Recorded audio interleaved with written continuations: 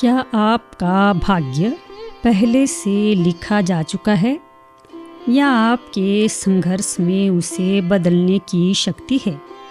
आज हम योग वशिष्ठ के इस अध्याय के उस गहन रहस्य को खोलेंगे जहाँ ऋषि वशिष्ठ नियति और पुरुषार्थ के बीच के सदियों पुराने द्वंद्व को समाप्त कर देते हैं। वे बताते हैं कि एक परमाणु के भीतर भी हजारों ब्रह्मांड छिपे हैं और हर जीव एक दैवीय नियम या नियति से बंधा है। लेकिन यह नियति कोई बाहरी शक्ति नहीं बल्कि आपकी अपनी ही चेतना का विस्तार है। इस पाठ को सुनने के बाद आप समझ पाएंगे कि क्यों महान ज्ञानी भी कर्म करना नहीं छोड़ते और कैसे आपकी मेहनत ही असल में ईश्वर की इच्छा का दूसरा नाम है। यह संदेश आपको आलस्य से बाहर निकालकर अनंत शक्ति से भर देगा। लेकिन क्या आप जानते हैं कि ऋषि वशिष्ठ ने उन लोगों को मूर्ख क्यों कहा है जो सब कुछ भाग्य पर छोड़कर चुपचाप बैठ जाते हैं जबकि सब कुछ पहले से ही तय है? चलिए इस विरोधाभास के पीछे के चौंकाने वाले सत्य को जानते हैं। 62वां सर्ग। पहले जगत की भ्रांति मात्रता का वर्णन, तदुपरांत जीवन मुक्ति आदि की सिद्धि के लिए महानियति का वर्णन। श्री वशिष्ठ जी ने कहा, वत्स श्री रामचंद्र जी, परमाणु के लाखवें हिस्से की कल्पना में हजारों ब्रह्मांड और निमेष के लाखवें हिस्से की कल्पना में हजारों कल्प दिखाई दे रहे हैं जो इस ब्रह्मांड के समान ही सर्वथा सत्य से प्रतीत होते हैं। उनमें भी हर एक के अंदर प्रत्येक परमाणु में इसी प्रकार की ब्रह्मांड कल्पना और कल्पना होती है। फिर उनके अंदर इस प्रकार इस कल्पना की कहीं समाप्ति नहीं है। यह अनंत है, अतएव यह भ्रांति ही है। वह भ्रांति ही जगद रूप से भासित हो रही है। वर्तमान, आने वाली और अतीत सृष्टि परंपराएं जैसे जल राशि अपने अंदर आवर्तों की परंपराओं को धारण करती है तथा बहती है, वैसे ही प्रातिभासिक सत्ता को धारण करती हैं और बहती हैं। इस महामरुरूपी जगत में जैसे मरुभूमि में तटवर्ती वृक्षों और लताओं से गिरे हुए फूलों की कतार से भरी हुई मिथ्या नदी प्रतीत होती है, वैसे ही सृष्टि शोभा भी मिथ्या ही है। यानी मरुभूमि में पहले जल नदी ही मिथ्या है, फिर उसके तटवर्ती वृक्ष और लताएं एवं उनके द्वारा बरसाए गए फूलों का समुदाय कहाँ? सारी की सारी परंपरा मिथ्या है। वैसे ही यह सृष्टि शोभा भी मिथ्या परंपराओं से पूर्ण है।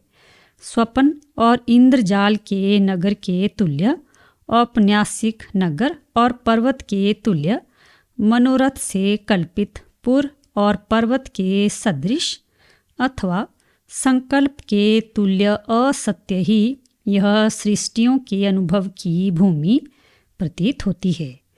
तत्व ज्ञान होने से संपूर्ण भ्रांतियों के निवृत्त होने पर तत्व ज्ञानियों की देह स्थिति का संभव नहीं है, ऐसी श्री रामचंद्र जी शंका करते हैं। श्री रामचंद्र जी ने कहा, हे ज्ञानियों में सर्वश्रेष्ठ, पूर्वोक्त प्रकार के सम्यक विचार से एक अद्वितीय ब्रह्म के अभेद से निर्विकल्प आत्मज्ञान होने पर तत्व ज्ञानियों के भी शरीर यहाँ पर किस लिए रहते हैं? यदि कहिए दैव से आक्रांत राजा बलि आदि के समान वे यहाँ रहते हैं, तो वह भी नहीं हो सकता, क्योंकि तत्वज्ञानियों के ऊपर दैव की क्या दाल गल सकती है, क्योंकि तस्य ह न देवाश्च न भूत्या ईशत आत्मा हयेषाम स भवति। अर्थात तत्वज्ञानी पुरुष का अकल्याण करने में देवता समर्थ नहीं होते, क्योंकि वह देवताओं का आत्मभूत ही है। यह श्रुति तत्वज्ञानी के विषय में देवताओं की असामर्थ्य कहती है। कृपया बतलाइए कि उनके शरीरों की स्थिति में कौन प्रबल कारण है। प्राणियों की अदृष्ट शक्ति को साथ लेकर ईश्वर संकल्प रूप महानीति ही जैसे संपूर्ण व्यवहारों की व्यवस्था करती है, वैसे ही वही विद्वानों ब्रह्मवेताओं के शरीर की भी स्थिति में कारण होती है। इस आशय से श्री वशिष्ठ जी उत्तर देते हैं। श्री वशिष्ठ जी ने कहा, भद्र श्री राम जी, यहाँ पर संपूर्ण जगत के सुव्यवस्थित व्यवहार से रूपवती सी ब्राह्मी चित्त शक्ति है, जिसे नीति कहते हैं। वह अवश्यम भाविनी और संपूर्ण कल्पों में रहने वाली है। वह महानियति कब से है और कैसे उसका रूप है, इस पर कहते हैं, सृष्टि के आदि में अग्नि आदि को इस प्रकार से अर्थात उष्णता, उधर्व, ज्वलन आदि स्वभाव से सदा रहना चाहिए। यूँ परमात्मा ही स्वयं संकल्पातम वृत्ति रूप पदार्थ वैचित्र्य को अप्रतिहत रूप से प्राप्त होता है। वही नियति है। वही नियति परमात्मा से अभिन्न होने से संपूर्ण जगतों की स्थिति, प्रकाश, सामर्थ्य, विवेक, क्रिया, जन्म, अर्थ, क्रिया आदि की हेतु होने से क्रमशः महासत्ता, महाचिति, महाशक्ति, महादृष्टि, महाक्रिया, महोद्भव, महास्पंद नामों से कही जाती है। सब जगत इस प्रकार तृणों के समान परिवर्तित होते हैं। क्रूर स्वभाव वाले दैत्य, सौम्य आकार वाले देवता, विशालाकार पर्वत, सर्प आदि, यूँ उसने कल्प पर्यंत व्यवस्था कर रखी है। परमार्थ दृष्टि से ब्रह्म सत्ता के समान व्यवहार में वह भी अव्यभिचरित है, ऐसा कहते हैं। यद्यपि ब्रह्म सत्ता का व्यभिचार और आकाश में चित्रलेखन अत्यंत असंभावित है, तथापि उसका कभी अर्थात अज्ञानावस्था में अनुमान हो सकता है, परंतु नियति की स्थिति विपरीत हो, इसका तो अनुमान करना भी संभव नहीं है। यह बात व्यवहारिक दृष्टि से कही गई है। तात्विक दृष्टि से तो ब्रह्म, नियति और सर्ग शब्द के अर्थ में कोई भेद नहीं है। इस आशय से कहते हैं, तत्वज्ञानी विरंची आदि अज्ञानियों के बोध के लिए ब्रह्म ही वह नियति और यह सर्ग है। यदि कोई शंका करे कि ब्रह्म अचल है और सृष्टि चंचल है, इसलिए उन दोनों की एकता कैसे हो सकती है, तो उस पर कहते हैं, जैसे आकाश में वृक्ष आकाश को पूर्ण करके स्थित है, वैसे ही यह सृष्टि आदि मध्य और अंतरहित तथा अचल ब्रह्म को पूर्ण करके स्थित है। अज्ञ की दृष्टि से चल के सदृश दिखाई देती है। यदि कोई कहे कि हिरण्यगर्भ ने इस नीति को कैसे जाना, जिससे कि उन्होंने नीति के अनुसार ही सृष्टि की, तो इस पर कहते हैं, जैसे स्फटिक शिला के अंदर प्रतिबिंबित वन पंक्तियाँ रहती है, वैसे ही माया शबल ब्रह्म में स्थित हिरण्यगर्भ ने जैसे सोया हुआ पुरुष अपने में स्वप्न कल्पना के आधार आकाश को देखता है, वैसे ही नियति रूपी भावी सृष्टि को देखा। जैसे अंगी देह में अंगों को देखता है, वैसे ही ऋण्यगर्भ चित स्वभाव होने के कारण नियति आदि सृष्टि आदि रूप अंगों को देखता है। दैव नाम से प्रख्यात यह नियति जो मोह से अभिभूत न होने से शुद्ध ईश्वर संकल्प रूप है, जगत की व्यवस्था रूप से भूत भविष्य एवं वर्तमान काल में स्थित संपूर्ण पदार्थों को खूब आक्रांत कर स्थित रहती है। अमुक पदार्थ में इस प्रकार स्पंद होना चाहिए, अमुक को भोक्तृता पद प्राप्त होना चाहिए, इससे इस प्रकार अवश्य होना चाहिए। इस प्रकार दैव ही नियति है। यही महानियति ही पुरुष चेष्टा संपूर्ण तृण पेड़ पौधे झाड़ियाँ आदि हैं। यही संपूर्ण पृथ्वी जल तेज वायु आकाश 5 भूत स्वरूप जगत हैं और यही काल क्रिया आदि स्वरूप है।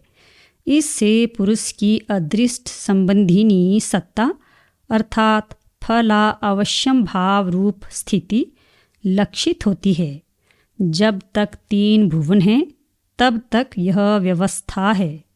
प्रलय होने के पश्चात ये 2 सत्ताएं एकात्मता से अर्थात अभेद से स्थित होती हैं। मनुष्य को अपने पौरुष से ही नियति सत्ता और पुरुष अदृष्ट संबंधिनी सत्ता दोनों सत्ताओं को बनाना चाहिए।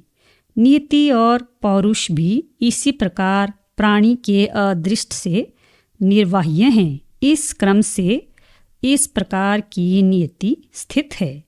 बहुत क्या कहीं, आपके शिष्य भाव से पूछने में मेरे द्वारा उपदिष्ट अर्थ के अनुष्ठान में भी नियति ही कारण है। हे राम जी, आपको मुझसे पूछना चाहिए, इस विषय में भी दैव पौरुष निर्णय ही हेतु है। आपको मेरे द्वारा उक्त पौरुष का पालन करना चाहिए। यह भी नियतिकृत ही है जो मुझे दैव खिलाएगा। इस प्रकार कोई मनुष्य दैव का अवलंबन कर पौरुष प्रयत्न को न कर अजगर की वृत्ति धारण कर चुपचाप बैठा रहता है, वह भी उसके अनुरूप पूर्व जन्म के कर्मों से उद्बोधित नियति के कारण ही होता है।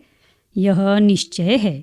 यदि पहले भी कोई पुरुष निर्व्यापार ही रहेगा तो बुद्धि नहीं होगी, बुद्धि से होने वाले कार्य भी नहीं होंगे, कार्य से होने वाले विकार नहीं होंगे और विकारों के गाय आदि से शरीरों के आकार नहीं होंगे। इस विषय में श्रुति भी प्रमाण है। यर्हये तन कुर्यात क्षीयेत ह, अर्थात यदि कर्म न करेगा तो क्षीण हो जाएगा। इस प्रकार पुरुष कर्म मूलक ही कल्प पर्यंत व्यवहार स्थिति होनी चाहिए। इस प्रकार नियति के कारण ही सब पदार्थ स्थित हैं, यह अर्थ है। इसकी स्थिति ऐसी ही होनी चाहिए। इस प्रकार की अवश्य भवितव्यता रूप नीति का रुद्र आदि की बुद्धि द्वारा भी उल्लंघन नहीं किया जा सकता। बुद्धिमान पुरुष ऐसा निश्चय कर पौरुष का कभी त्याग न करे, क्योंकि नियति पौरुष रूप से ही नियामिका होती है। यानी पूर्व जन्मों में किया गया पौरुष ही वर्तमान जन्म में नियति रूप होकर इसे ऐसा ही होना चाहिए ऐसा नियम करता है। यद्यपि नियति और पौरुष शब्द का एक ही अर्थ है, फिर भी उपाधि भेद से उनमें भेद व्यवहार होता है। पुरुष के प्रयत्न रूप से अविवक्षित अनिश्चित केवल ईश्वर के संकल्प मात्र से नियति कही जाती है। वही पुरुष प्रयत्न से सृष्टि फल से उपहित होकर पौरुष कही जाती है, क्योंकि पुरुष के प्रयत्न के आकार में परिणत न हुई नियति निष्फल है और पौरुषात्मिका सफल है। भाव यह है कि नियति पुरुषार्थ रूप फल प्रदान में असमर्थ है, अतः निष्फल है, और पौरुष पुरुषार्थ रूप फल प्रदान में समर्थ है, अतः सफल है। यदि कोई शंका करे कि जो पुरुष पौरुष शून्य होकर अजगर वृत्ति से रहे, उसको भी तो तृप्ति आदि फल लाभ होता है, ऐसा देखा गया है। तो इस पर कहते हैं, सचमुच देखा गया है, तथापि मुंह में ग्रास डालने और निगलने आदि कर्म से ही देखा गया है। जो नियति से मुझे तृप्ति हो जाएगी, यूँ सोचकर मूक बनकर अकर्मण्य होकर पौरुष शून्य रहता है, वह कदापि तृप्त नहीं हो सकता। जो वह क्षुधा से व्याकुल होकर कुछ काल तक जीता है, वह प्राण चलन आदि पुरुष प्रयत्न से ही जीता है। पौरुष के बिना कदापि तृप्ति आदि नहीं हो सकती, यह भाव है। यदि निर्विकल्प समाधि में चित्त को शांति प्रदान करने वाला प्राण निरोध करता रहता है और उस प्रयत्न से साधु अर्थात तत्वज्ञानी होकर यदि मुक्ति पा जाता है, तो वह मुक्ति प्राप्ति भी प्राण निरोध आदि पौरुष का ही फल है। इसलिए पौरुष के बिना किसी भी फल की प्राप्ति नहीं हो सकती। इसलिए शास्त्रीय पौरुष में तत्पर होना श्रेय कारण होने से साधन रूप से श्रेयस्कर है और अत्यंत अकर्मण्यता रूप मोक्ष फल रूप से श्रेय है। इन फल और साधन रूप श्रेयों की अपेक्षा ज्ञानियों का पक्ष सबल है, यानी कार्य सहित अविद्या के विनाश में समर्थ है। इस तरह दुख रहित ही उनकी नीति है। जो यह दुख रहित नीति है, वह यदि ब्रह्म सत्ता की आभा में यानी स्फूर्ति में प्रयत्न से स्थिर की जाए, तो वही परम शुद्ध नामक परम गति, जिसे श्रुति सा काष्ठा सा पराह गति ही कहती है, प्राप्त ही हो गई। इसमें तनिक भी संदेह नहीं है। जैसे पृथ्वी के अंदर स्थित जल की सत्ता द्रवता तृण लता वृक्ष झाड़ियों से स्फुरित होती है, वैसे ही सर्वव्यापक ब्रह्म ही पूर्वोक्त नीति के विलासों से, जो कभी नष्ट नहीं होते, स्फुरित होता है।